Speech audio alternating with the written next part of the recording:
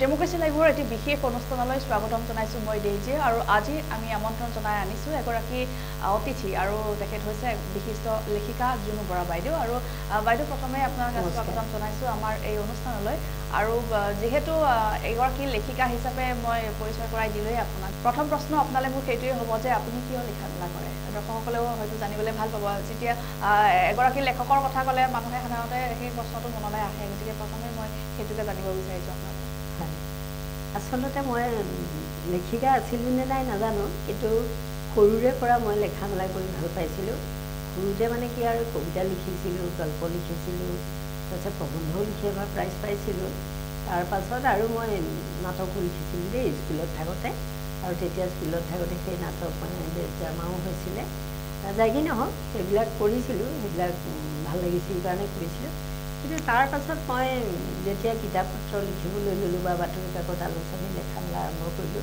তেতিয়া মোৰ অকণমান চিন্তাটো বেলেগ হৈ গ'ল মানে বিশেষকৈ ৮০ দশকত অসম আন্দোলন যেতিয়া আৰম্ভ হ'ল ঠিক তেতিয়াৰ পৰা অলপমান সমাজৰ প্ৰতি যেতিয়া সচেতনো হ'লোঁ আৰু সমাজৰ ৰাজনৈতিক সামাজিক অৰ্থনৈতিক সাংস্কৃতিক শৈক্ষিক এই দিশবিলাকে মোক অলপমান মানে উদ্বুদ্ধ কৰিছিল আকৰ্ষিত কৰিছিল আৰু সেইকাৰণে মই সেই বিষয়বিলাক ধৰি অলপ লেখা মেলা কৰিলোঁ আৰু মই এইখিনিতে এটা কথা দৰ্শকসকলক কৈ থ'লে নিশ্চয় ভুল নহ'ব যে মোক সকলো মানুহে হয়তো চিনি নাপায় মই চিনি পোৱাৰ কাৰণে নিলিখোঁ কিন্তু যিসকলে মোক চিনি পায় সেইসকলে নাৰী বিষয়ে বেছি লেখাৰ কাৰণেও চিনি পায় ইতিমধ্যে মোৰ কেইবাখনো গ্ৰন্থ নাৰী বিষয়ত ওলাইছে নাৰীৰ সমস্যা নাৰীৰ অধিকাৰ নাৰীৰ মৰ্যাদা সমতা এই বিষয়ত যিবোৰ নাৰীৰ সাংবিধানিক অধিকাৰ হয় আৰু ইতিমধ্যে আপুনি ক'লেই যিহেতু নিজৰ গ্ৰন্থকেইখনৰ কথা মই জানিব বিচাৰিম আপুনি কেইবাখনো গ্ৰন্থ এতিয়ালৈকে প্ৰকাশ কৰিছে আপোনাৰ কলমেৰে কেইবাটাও লেখা কেইবাখনো কিতাপ ইতিমধ্যে জন্ম পাইছে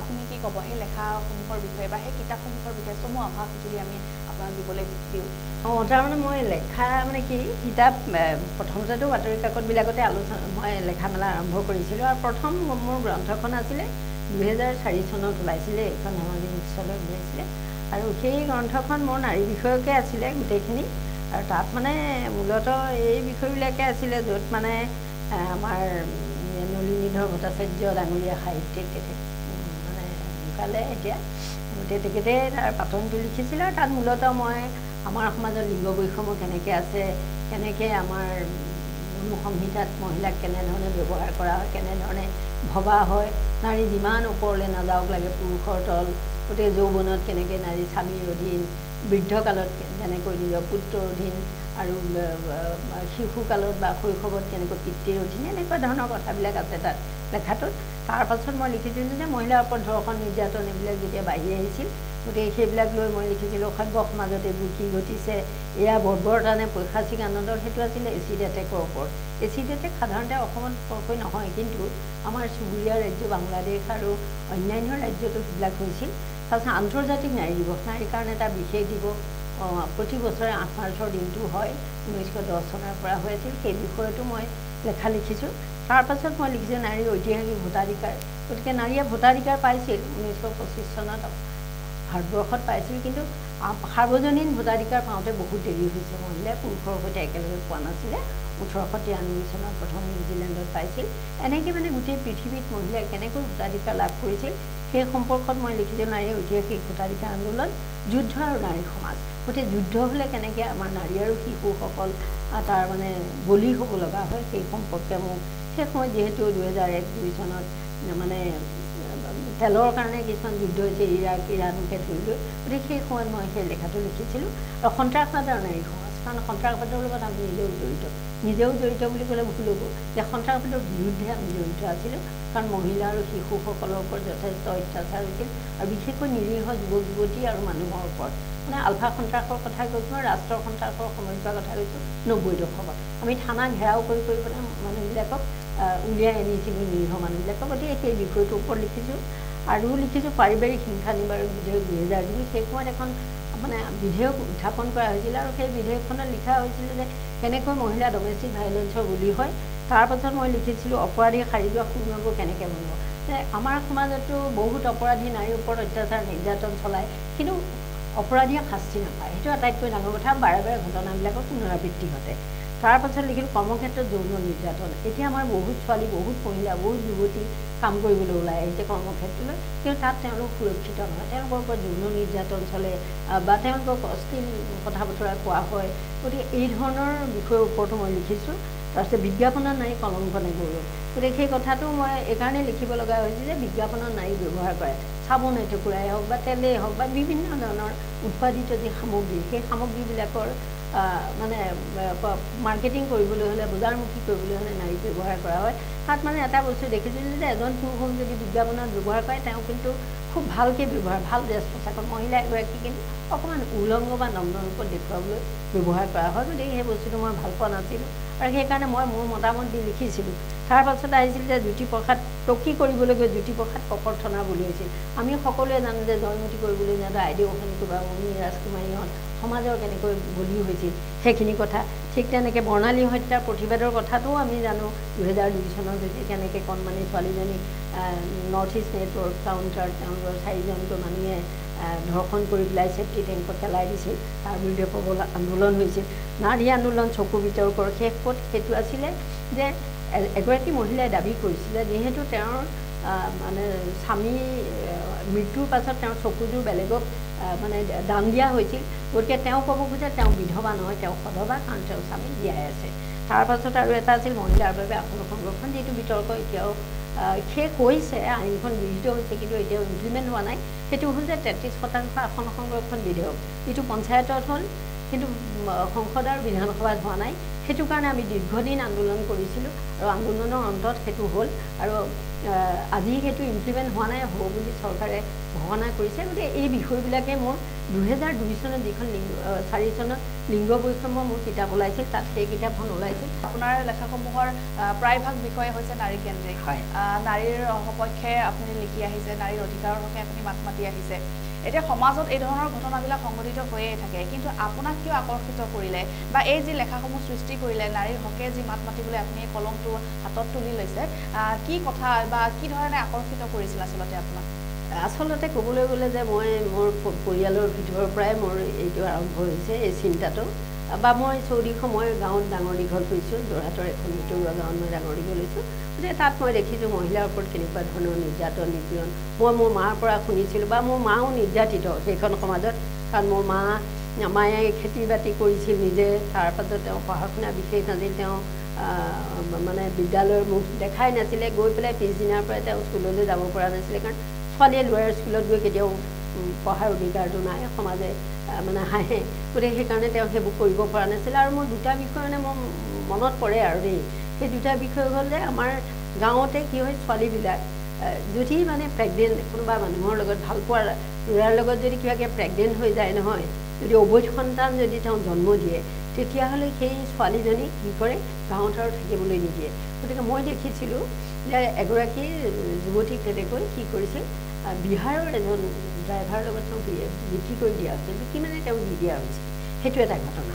আৰু দ্বিতীয়তে দেখিছিলোঁ যে এগৰাকী মহিলা তেওঁ মানে বিধৱা, কিন্তু তেওঁ বেলেগ স্বামীৰ লগত তেওঁৰ সম্পৰ্ক হৈছিল, অবৈধ সম্পৰ্ক হোৱাৰ পাছত তেওঁৰ সেই যিটো সন্তান জন্ম হ'ল, সেই সন্তানটো মানে তেওঁ লোহাৰ ৰড দি মানে মাৰি পেলাইছিল।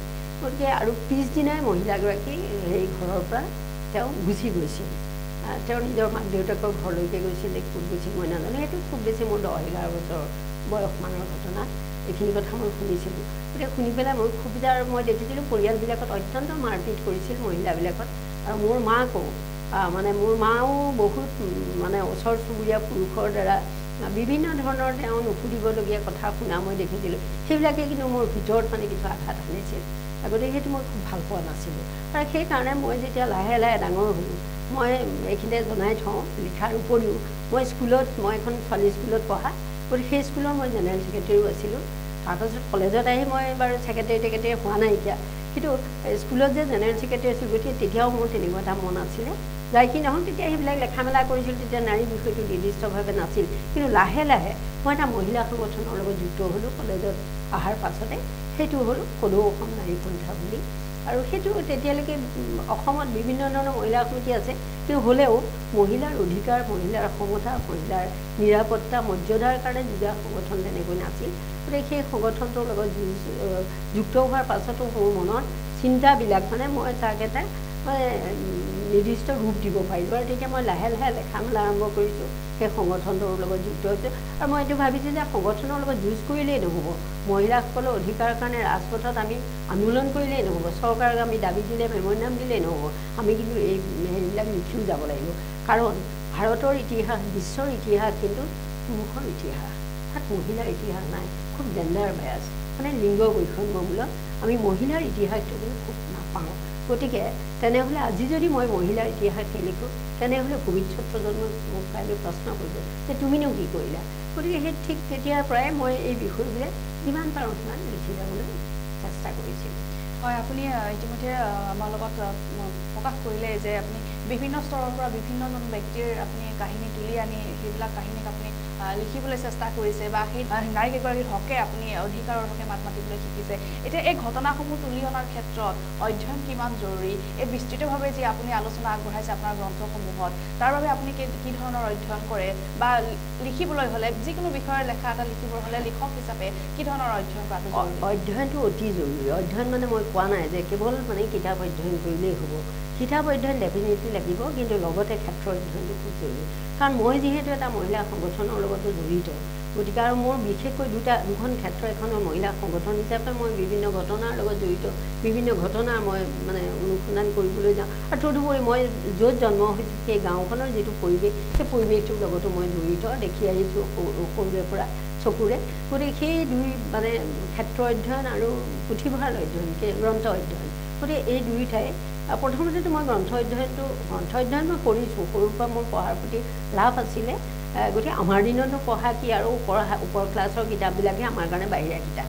আৰু নিজৰ পৰিচয়ৰ কিতাপবিলাক কাৰণ তেতিয়া আৰু আমি ইমান সুবিধাবিলাক পোৱা নাছিল যাই কি নহওক তথাপি মই মানে সেই ক্ষেত্ৰ অধ্যয়নটো মোৰ আছিলে মানে এতিয়াও মোৰ আছে আৰু এইটো মই খুব কৰি ভালো পাওঁ আৰু বিশেষকৈ সংগঠনৰ জৰিয়তে ক্ষেত্ৰ অধ্যয়ন পাইছোঁ আৰু লাহে লাহে মানে ইতিহাসতো কি আছে তেতিয়া কিউৰিয়াচিটি অনুসন্ধিৎসাটো মোৰ ডেভেলপ হৈছে যে মানে কিতাপবিলাকতো পৃথিৱীতো কি মানে গ্ৰন্থবিলাকত কি লিখা আছে বা মহিলা সম্পৰ্কত কি তেতিয়া সঁচাকৈ খুব মানে দুখিত হওঁ সঁচাকৈ মহিলাৰ ইতিহাসটো খুব কম নায়েই আনকি অসমৰ ভাৰতবৰ্ষৰ স্বাধীনতা আন্দোলনতো নাই মহিলাৰ ইতিহাস ইমান আৰু অসম আন্দোলনত আমি নিজেই আন্দোলন কৰিলোঁ সেই আন্দোলনৰ পাছতো আমি দেখিলোঁ যে নেতৃত্বদায়ী অংশত মহিলা নাই আনকি অসম বিধানসভাতো দুগৰাকী মাত্ৰ প্ৰতিনিধি আছিল তাৰ পাছতো আজি 33% কাৰণে আমি আন্দোলন কৰিব লগা হৈছিল গতিকে সেইকাৰণে গ্ৰন্থ অধ্যয়নৰ মানে ক্ষেত্ৰ অধ্যয়নৰ লগে লগে গ্ৰন্থ অধ্যয়নটো বৰ জৰুৰী হয় গ্ৰন্থ অধ্যয়নৰ কথা যিহেতু ওলাইছে মই আপোনাৰ পৰা জানিব বিচাৰিম যে শেহতীয়া দিনত আপুনি পঢ়া গ্ৰন্থখনৰ বিষয়ে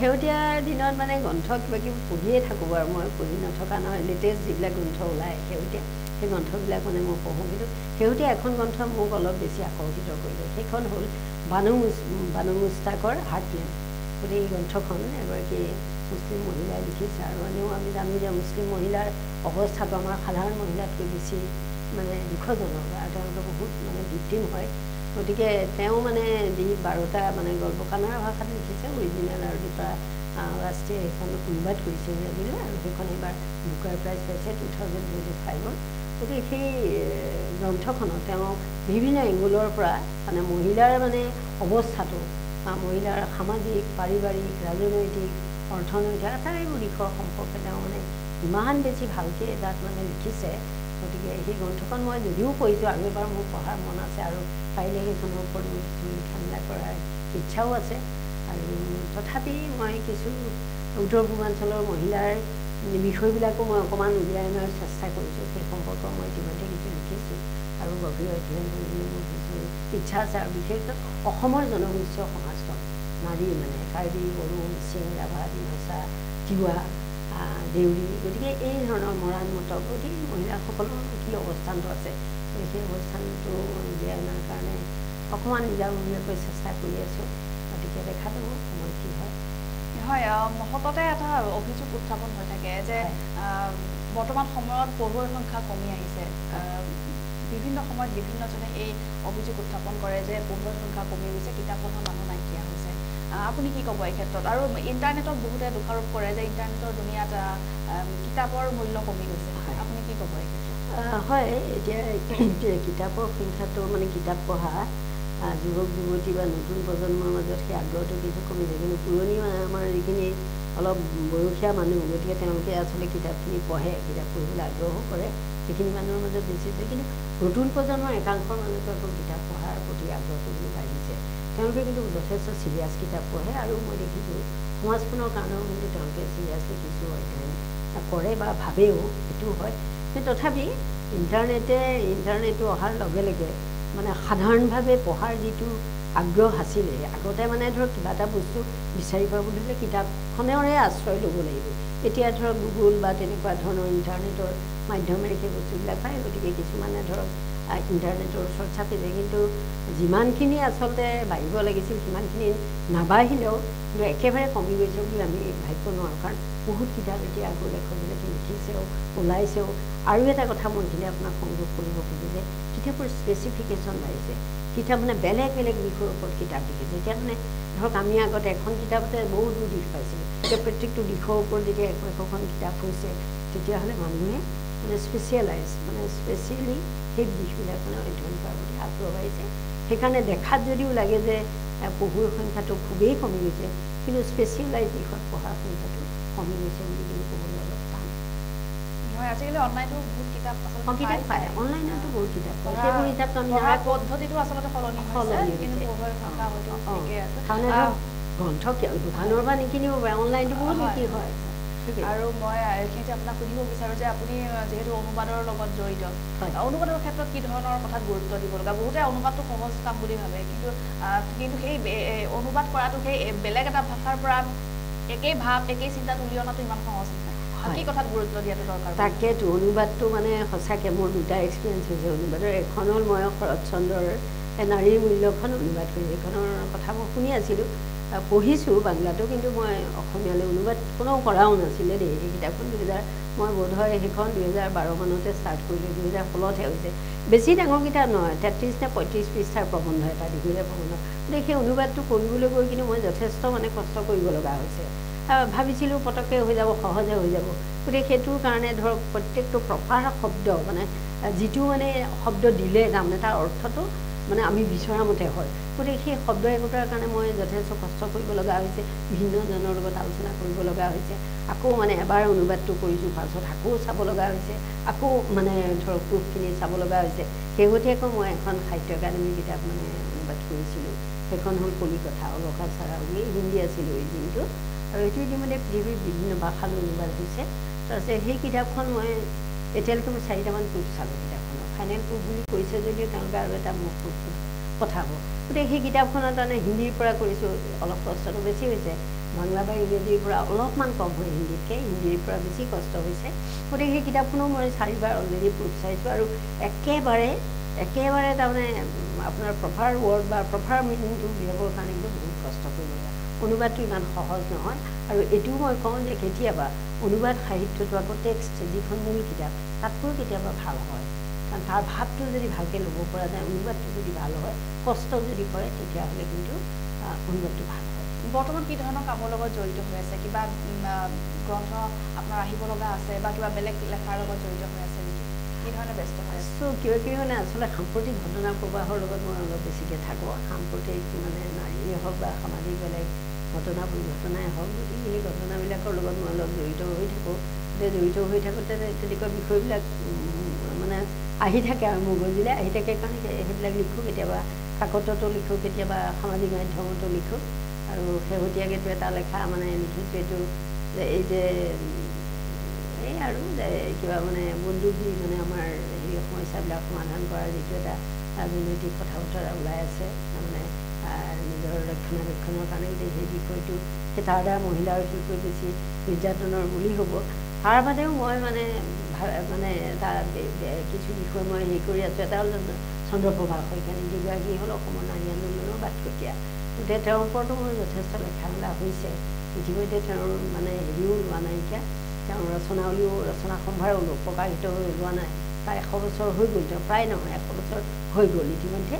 আৰু ইতিমধ্যে তেওঁৰ এখন মানে আত্মজীৱনীও মানে খবৰ মই পাইছোঁ। গতিকে সেইখনক কেনেকৈ আমি উদ্ধাৰ কৰি পেলাই হাতত তুলি দিব পাৰোঁ ৰাইজৰ সেইটো পাইছোঁ। আৰু উত্তৰ পূৰ্বাঞ্চলৰ মহিলাসকলৰ মানে মানে ঘটনাবিলাক লৈ পেলাই বা সমস্যাবিলাক লৈ পেলাই সেই সম্পৰ্কেও মই কিছু লেখা মেলা কৰি আছোঁ আৰু সেইখনো মানে এটা অকণমান মানে এডিটেড ৰূপত সম্পাদিত ৰূপত মানে সেই গ্ৰন্থখন কেনেকৈ তুলি দিব পাৰোঁ সেই কথাটো মই ভাবি আছোঁ। তাৰপিছত অনুবাদৰ কিছু কামো মোৰ চলি আছে সৰু সুৰাকৈ, আটাইবোৰ কৰিবলৈ সময় নাপাওঁ। তথাপি এইখিনি কামেই বৰ্তমান মই অলপ মানে হাত দি আছোঁ আৰু কি কৰিব নাজানো। নিশ্চয় পঢ়ুৱৈসকল যথেষ্ট উপকৃত হ'ব আপোনাৰ এই কৰ্মৰ জৰিয়তে। যিহেতু আপুনি বহু বছৰৰ পৰা লিখা মেলাৰ লগত জড়িত হৈ আছে, এগৰাকী অভিজ্ঞ লেখক হিচাপে মই আপোনাক সুধিব বিচাৰিছোঁ যে নতুন লেখক লেখিকাসকলৰ প্ৰতি আপোনাৰ কি ক'ব লগা থাকে? হয়, প্ৰায় 4টা দশক ধৰি লিখা মেলাৰ লগত আছোঁ, কিন্তু এটা কথা ঠিক যে এতিয়া আমাৰ বহুত লেখকেই কলমটো তুলি লৈছে, সেইটো ভাল লাগিছে। আমাৰ অসমীয়া ল'ৰা ছোৱালী বহুতেই লেখা মেলা কৰিছে, কিন্তু এইখিনিয়ে মই এটা কথা কওঁ আৰু খুব স্পেচিয়েলাইজেশ্যনটো হৈছে যে স্পেচিফিক বিষয়ৰ ওপৰত লেখাৰ সংখ্যাটো বাঢ়িছে। কিন্তু এটা কথা ঠিক যে কিছুমানে কৰিছে সেইটো কাম আৰু বহুতে তেনেকৈ কৰা নাইকিয়া। সেইটো হ'ল যে ক্ষেত্ৰ অধ্যয়ন আৰু মানে গ্ৰন্থ অধ্যয়ন, এই দুটা বস্তু। সেই দুটা বস্তুৰ যদি সামঞ্জস্য নাথাকে, ক্ষেত্ৰ অধ্যয়ন মানে ৰাইজৰ সমস্যা আৰু যিটো তেওঁৰ নিৰ্দিষ্ট বিষয়ৰ ওপৰত লিখিব খুজিছে সেই বিষয়টো সমাজত কেনেকৈ আছে সেই সম্পৰ্কে কিছু অলপ গৱেষণামূলক যদি অধ্যয়ন নাথাকে, কিতাপতেই ৰিলেট কৰিব নোৱাৰে। গতিকে সেই বস্তুটো অতি দৰকাৰ আৰু মই নতুন প্ৰজন্মক সেই আহ্বানটোৱে জনাম যাতে তেওঁলোকে গৱেষণামূলক দৃষ্টিৰে ক্ষেত্ৰ অধ্যয়ন আৰু গ্ৰন্থ অধ্যয়ন দুয়োটাৰ লগত যাতে সামঞ্জস্য ৰাখি পেলাই লিখি যায়। হয়, খুবেই সুন্দৰ আহ্বান এটা আচলতে, আৰু সকলোৱে এয়া গ্ৰহণ কৰাটো জৰুৰী। আৰু বাইদেউ, আমি অনুষ্ঠান সামৰিম, বহু কথা আপুনি আমাক জনালে। শেষত মই জানিব বিচাৰিম, আপুনি বিভিন্ন ক্ষেত্ৰত বিভিন্ন বঁটাও লাভ কৰিছে, সেই অনুভৱৰ বিষয়ে ক'ব। লগতে মই সুধিব বিচাৰিছোঁ যে সৃষ্টিকৰ্মত এই বঁটা প্ৰাপ্তিয়ে কি ধৰণে প্ৰভাৱ পেলায়? আচলতে বঁটা পোৱাৰ কাৰণে লেখা মেলাবোৰ কৰা নাযায়। আচলতে সেইটো মোৰ ক্ষেত্ৰত মানে মই নিজে ভাবোঁ সেইটো একো এইম নাছিলে, কোনো লক্ষ্য মোৰ নাই বা উদ্দেশ্যও নাই। লিখি যাওঁ, ভাল লাগে কাৰণে লিখি যাওঁ, লিখিব লাগে বুলি ভাবোঁ, লিখোঁ। কাৰণ মই মহিলাৰ সমস্যাৰ লগত মই অলপ বেছিকৈ জড়িত, গতিকে লিখিব লাগিবই বুলি ধৰি লওঁ। কিন্তু যেতিয়া মই প্ৰথম বঁটাটো পাইছোঁ 1921 চনত নেকি, তাৰ আগত সেই প্ৰবন্ধ লিখি পেলাই এটা 1986 চনমানতে এটা পাইছিলোঁ দেই বঁটা। আৰু কলেজ স্কুলত বাৰু সেইবিলাক পাইছোঁ, বিভিন্ন তৰ্ক প্ৰতিযোগিতা, আকস্মিক বক্তৃতা, কবিতা আবৃত্তি ইত্যাদি সেইবিলাক বেলেগ কথা।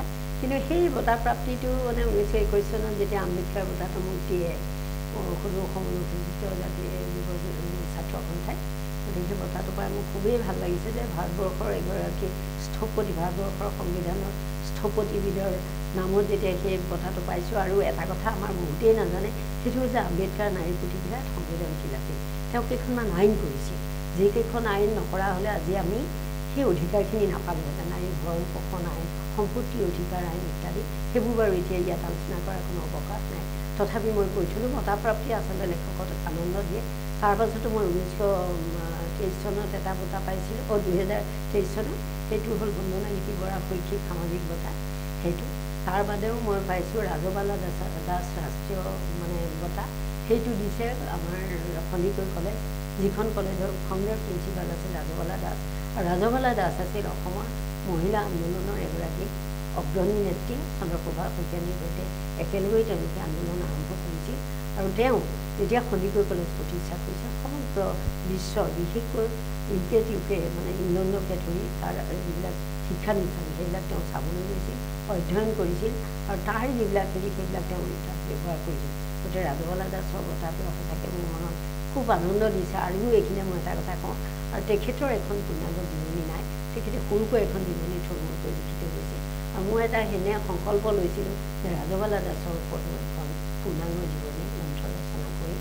গতিকে এতিয়া সেই কামটো মই অথনি কওঁতে ক'বলৈ পাহৰি গ'লোঁ, যিহেতু মই মানে হেৰি কৰিছোঁ। আৰু সঁচাকৈ বঁটা প্ৰাপ্তিয়ে আনন্দ দিয়ে, কিন্তু সেইটোৱে মোৰ সৰ্বস্ব, এইটো ধাৰণা নাই আকৌ নতুন কাম কৰাৰ কাৰণে মই এটা উৎসাহ জনাব পাৰিম। হয়, ধন্যবাদ জ্ঞাপন কৰিছোঁ আপোনাক। আৰু এয়া আছিল আমাৰ ষ্টুডিঅ'ৰ মজিয়াত আজি বিশিষ্ট লেখিকা জুনু বৰা বাইদেউ, যিয়ে নাৰীৰ অধিকাৰৰ হকে কাম কৰি আহিছে, লিখি আহিছে, নাৰীৰ সপক্ষে তেখেতে হাতত কলম তুলি লৈছে, আৰু নাৰীৰ বিভিন্ন অধিকাৰৰ বাবে বিভিন্ন সময়ত তেখেতে কাম কৰি আহিছে। আৰু বাইদেউৰ পৰা বহু কথা আজি আমি জনাবলৈ চেষ্টা কৰিলোঁ দৰ্শকসকলক। বাইদেউ, ধন্যবাদ জ্ঞাপন কৰিছোঁ আপোনাক আমাৰ ষ্টুডিঅ'ৰ মজিয়ালৈ আহি এইদৰে আপোনাৰ বিষয়ে কিছু কথা জনাৰ সুবিধা দিয়াৰ বাবে। আৰু ময়ো ধন্যবাদ জনাইছোঁ আপোনালোকে যে মোক আজি এনেকৈ মাতি আনি এইখিনি মোৰ মনৰ কথাখিনি ক'বলৈ সুযোগ দিলে। মই আশা কৰিছোঁ যে মোৰ কথাখিনিয়ে যদি কাৰোবাক সঁচাকৈ অকণমান অনুপ্ৰাণিত কৰে, উৎসাহিত কৰে, তেতিয়াহ'লে মোৰো ভাল লাগিব। ধন্যবাদ জ্ঞাপন কৰিছোঁ আৰু পুনৰ আহিম অন্য এগৰাকী অতিথিৰ সৈতে। চাই থাকক।